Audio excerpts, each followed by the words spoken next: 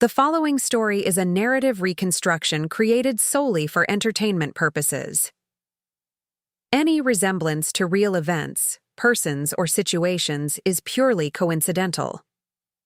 Rocco Martinelli lay on the cold concrete floor, his Armani suit torn and stained with blood, as Dmitry Volkov pointed a pistol at his head with a sadistic smile. But it wasn't Rocco he cared about at that moment. It was Sophia, the girl he had sworn to protect, now being dragged by two brutal men towards an iron door that led back to the hell from which Rocco had pulled her. Her screams echoed through the walls of the abandoned warehouse, and Rocco knew he had only seconds to make a choice that would change everything. Let Dmitry kill him and lose Sophia forever, or find a strength he didn't know he possessed and fight for her life, even if it cost him his own. Rocco Martinelli was a man who had built his empire in the shadows of New York. At 35, he controlled operations that stretched from Brooklyn to the Bronx, moving millions in dirty money through clandestine casinos, illegal betting, and businesses no one should question. His face was known on the streets, but his name was whispered with equal parts respect and fear.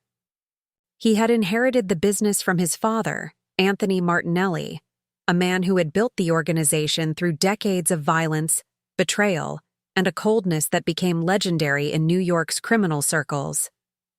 Rocco, however, was different from his father. While Anthony saw crime as a power game where only the most brutal survived, Rocco had learned that intelligence and strategy were more valuable than brute force. He had expanded the family business beyond traditional operations, investing in real estate, front restaurants, and even some legitimate businesses that served as perfect cover for his illicit activities. His men respected him not just because he was the boss, but because he was fair, within the standards of the world they lived in. But there was a growing problem in his territory, a problem that kept him awake at night and infuriated him during the day. Dmitry Volkov, a rival who had grown up on the same streets as Rocco, had begun to aggressively and uncontrollably expand his operations. Dmitry didn't have Rocco's sophistication, didn't have his strategic intelligence. What Dmitry had was pure cruelty, a willingness to do anything, no matter how depraved, to gain power and money. And one of his most lucrative and most disgusting operations was the trafficking of young women. Rocco had heard rumors about Dmitry's clandestine brothels, places where women were held prisoner, abused, and exploited. He had heard stories of girls disappearing from small towns, girls who dreamed of a better life in New York, only to be captured and forced into a life of horror. Rocco had always maintained a line he wouldn't cross.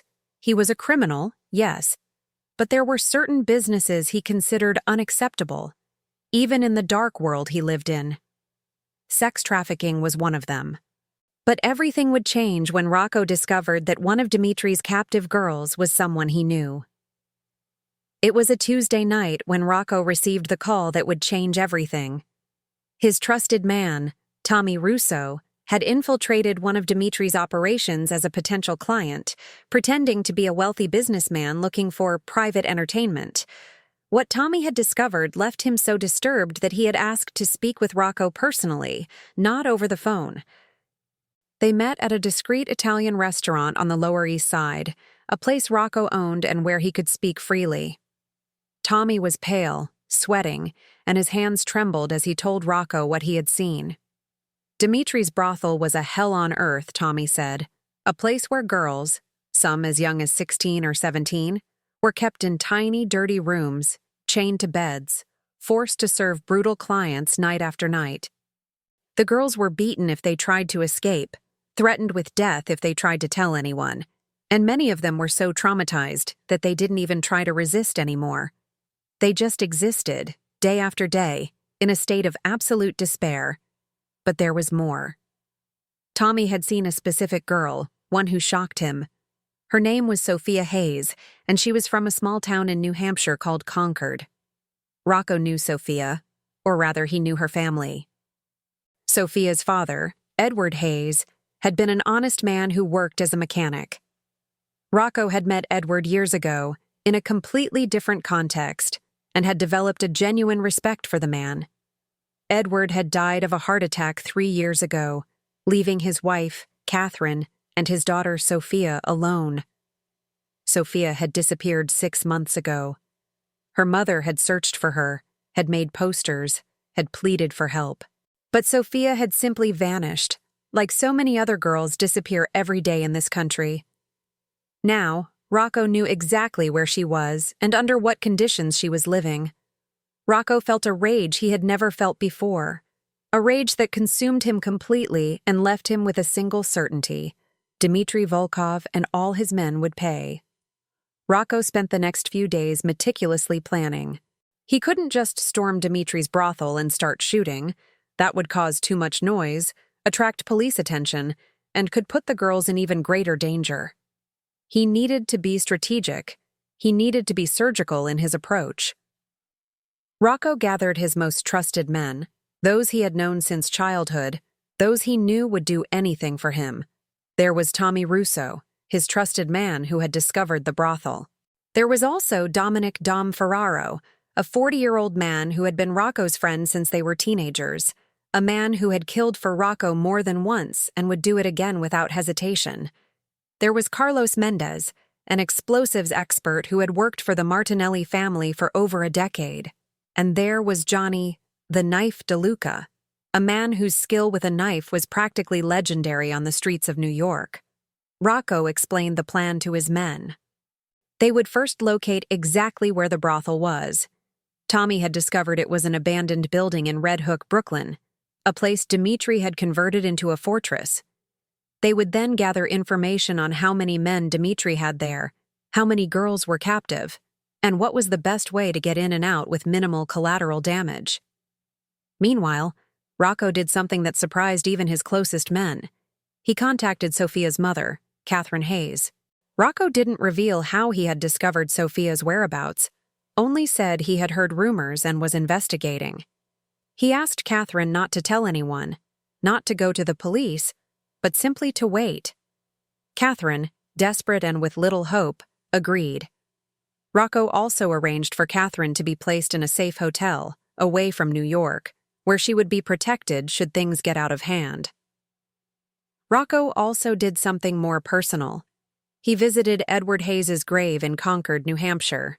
He stood there for an hour, in silence, looking at the tombstone of a man he had respected. He whispered a promise to Edward, a promise that he would bring his daughter home, that he would save her from the hell she had been put into. Rocco was not a religious man, but at that moment, he prayed.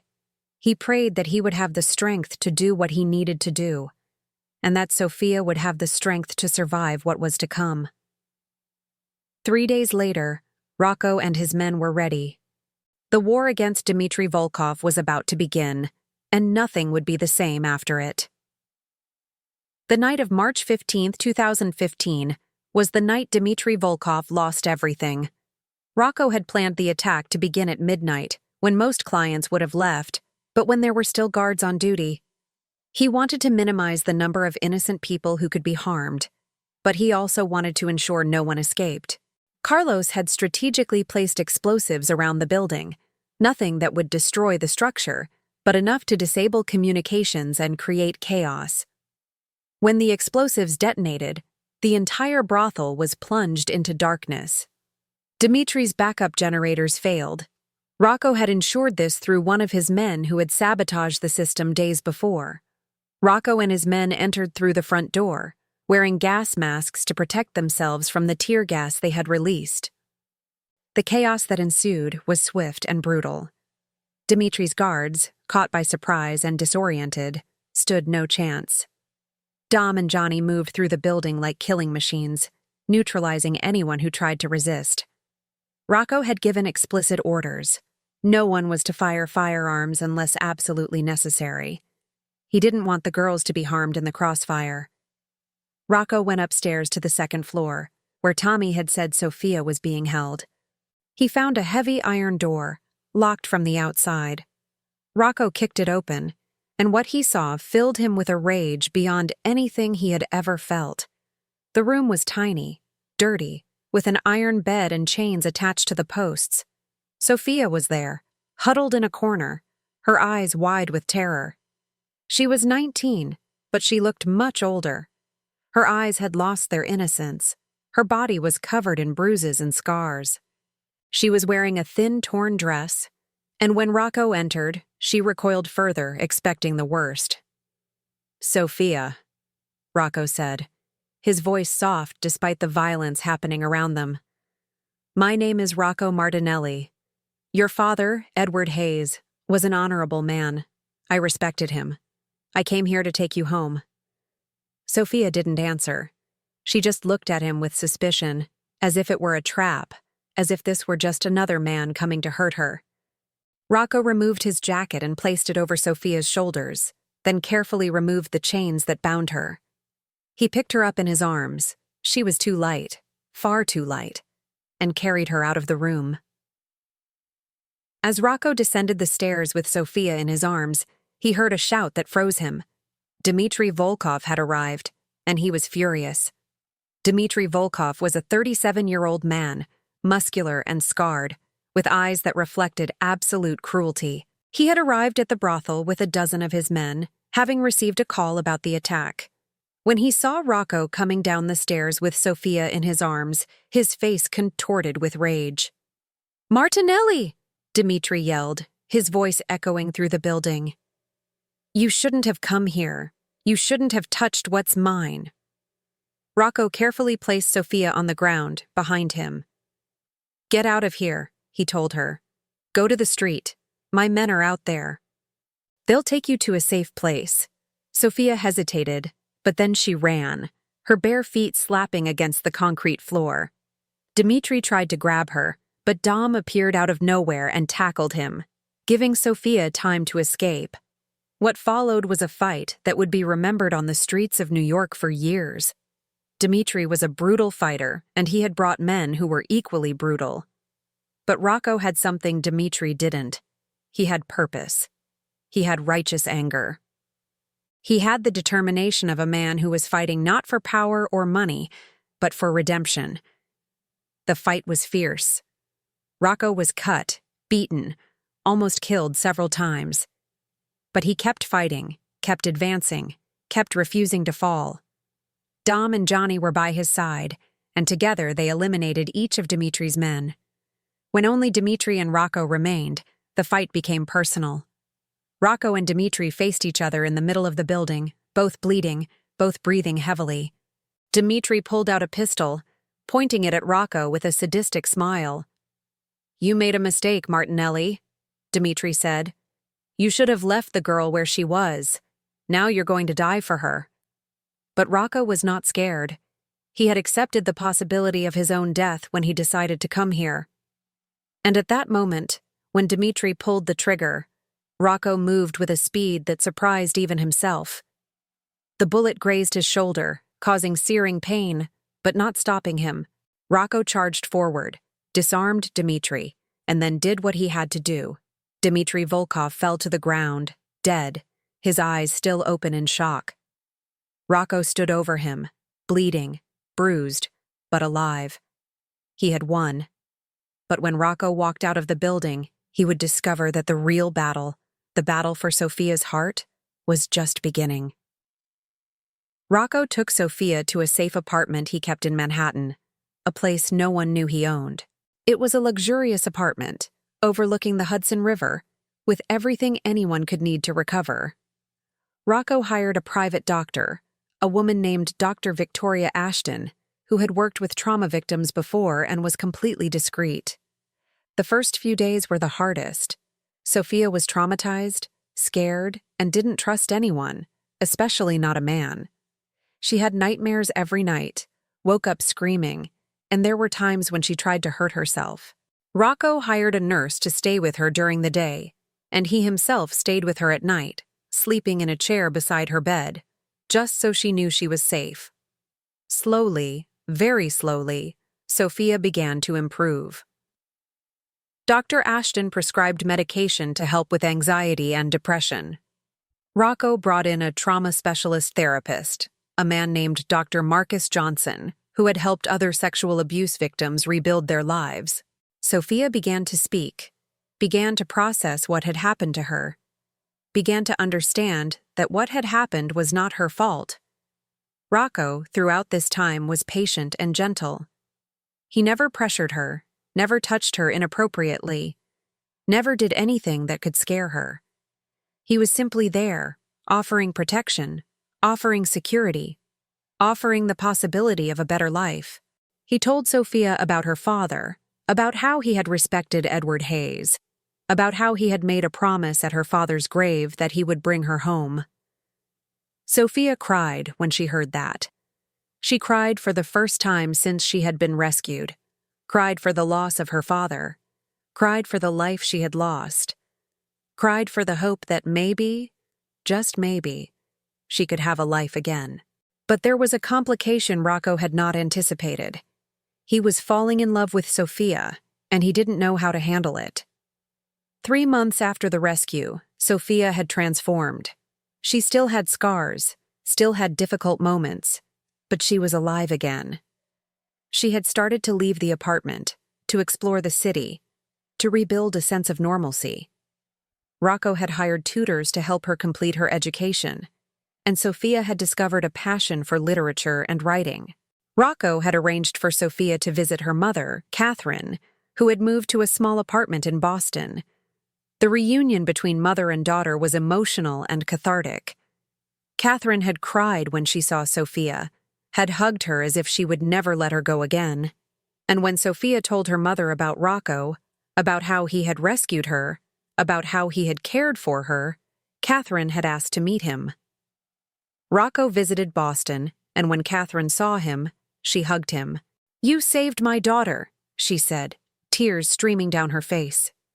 "You brought her back to me. I can never thank you enough." Rocco had just nodded. "Your husband was an honorable man," he said. "I just did what was right." But the truth was more complicated than that. Rocco had fallen in love with Sophia, deeply and completely. He had fallen in love with her resilience, with her courage, with the way she had rebuilt her life despite everything she had been through. He had fallen in love with the way she read, with the way she thought, with the way she saw the world with a mix of hope and caution that touched him deeply. Sophia, in turn, had developed feelings for Rocco too. At first, she had seen him as a savior, a guardian angel who had come to rescue her from hell. But as time passed, as she got to know him better, she had begun to see him as a complex man, a man who had committed crimes, a man who lived in a dark world, but a man who had a good heart, a man who had chosen to do the right thing when he could have easily ignored her suffering. One night, 6 months after the rescue, Rocco and Sophia were sitting on the apartment balcony, looking at the Hudson River. The sunset was beautiful, painting the sky orange and pink. Sophia was sitting next to Rocco, and for the first time, she rested her head on his shoulder. "Thank you," she said, her voice soft. "Thank you for saving me. Thank you for taking care of me. Thank you for believing I could be more than what those men made me." Rocco put his arm around her carefully, expecting her to pull away. But she didn't pull away. She just moved closer. "You are more than that," Rocco said. "You are strong, you are intelligent, you are beautiful, and you deserve to be saved."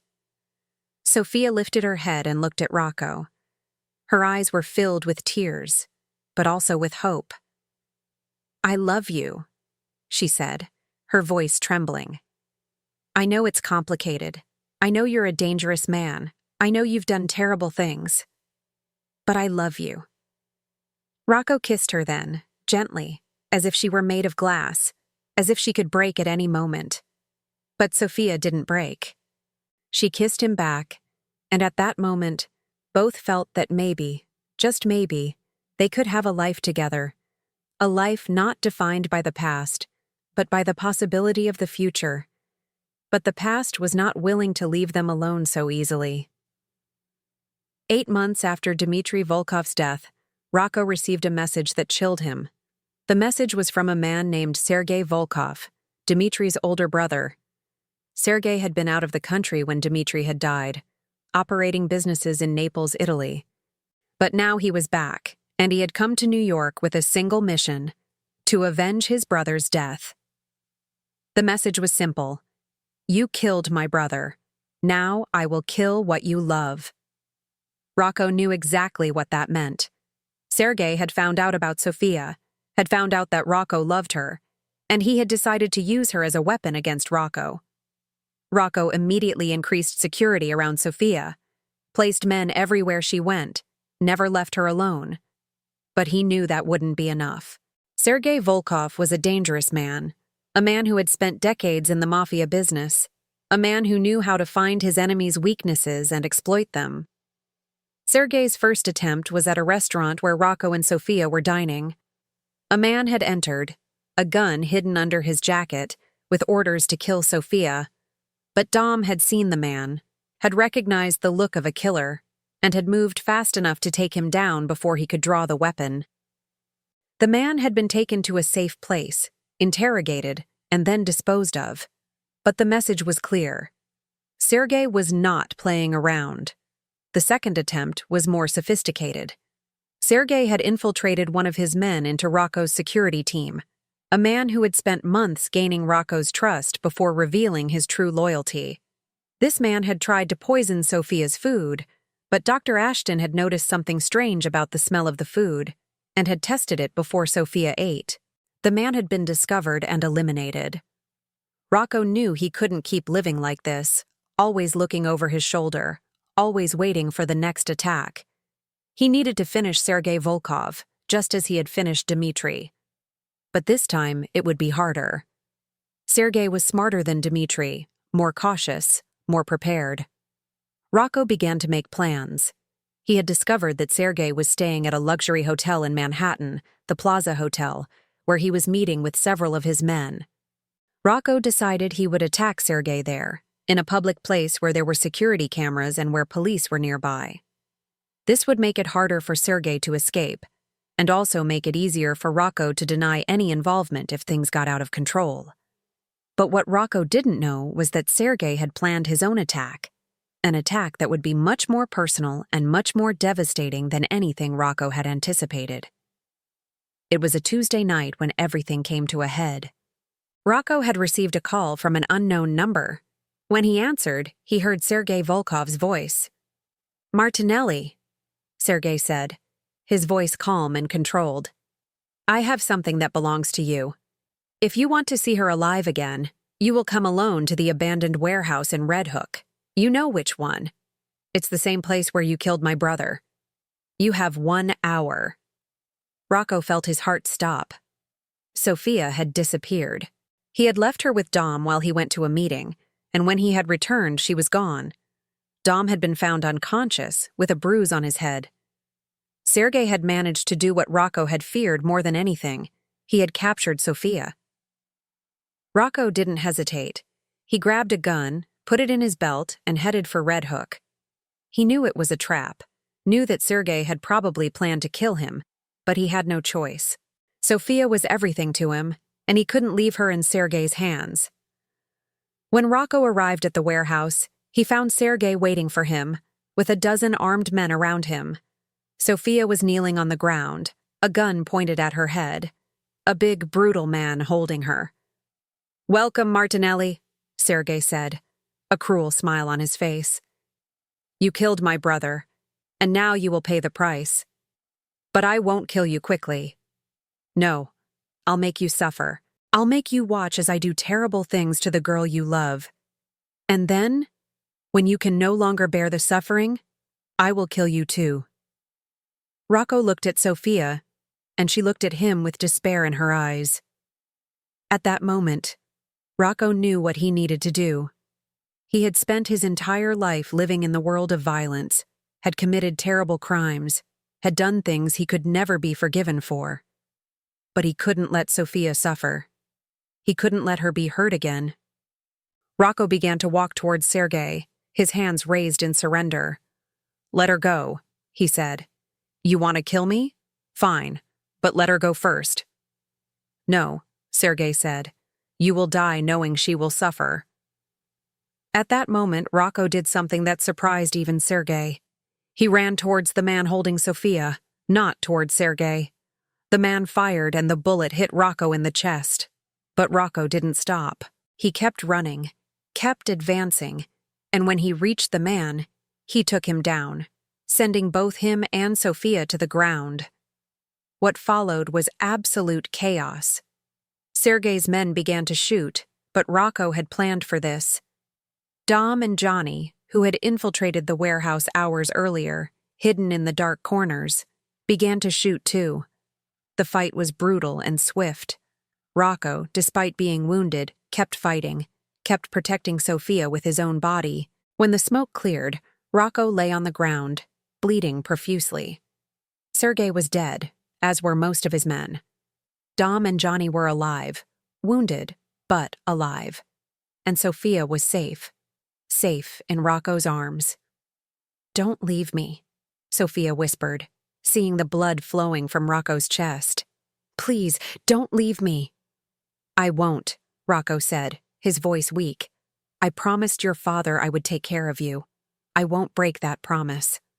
Rocco was taken to a private hospital where Dr. Ashton and a team of surgeons operated on him for hours. The bullet had hit near his heart, but had missed by only a few millimeters. Rocco had survived, but only barely. When Rocco woke up 3 days later, the first thing he saw was Sophia sitting beside his bed, holding his hand, tears streaming down her face. Rocco spent 2 weeks in the hospital recovering. Sophia never left his side. She read to him, talked to him, cared for him as he had cared for her. And when Rocco was finally discharged from the hospital, he knew his life had changed forever. Rocco had decided that he could not continue living in the Mafia world. He had seen what violence had done to him, had seen how it had almost killed him, had seen how it had put Sophia in danger. He had decided it was time to get out, to leave the business behind, to try to live a normal life. This was not easy. Rocco had spent his entire life in the criminal world, and leaving meant leaving behind everything he knew. It meant leaving behind power, respect, money. It meant leaving behind his identity. But when Rocco looked at Sophia, when he saw the way she looked at him, he knew it was worth it. Rocco transferred control of his businesses to Dom, a man who had proven to be loyal and capable. He kept some of his legitimate businesses, the restaurants, the real estate, but completely stepped away from criminal operations. He used part of his fortune to establish a foundation to help victims of sex trafficking, a foundation that would be run by Dr. Victoria Ashton and Dr. Marcus Johnson. Sophia, throughout this time, had continued her education. She had graduated from high school and then had entered a local university, studying psychology with the intention of becoming a therapist for trauma victims. She had found her purpose, had found a way to transform her suffering into something meaningful. 1 year after the final confrontation with Sergei Volkov, Rocco and Sophia were at an Italian restaurant in Manhattan, not one of Rocco's restaurants, but a place they had chosen together.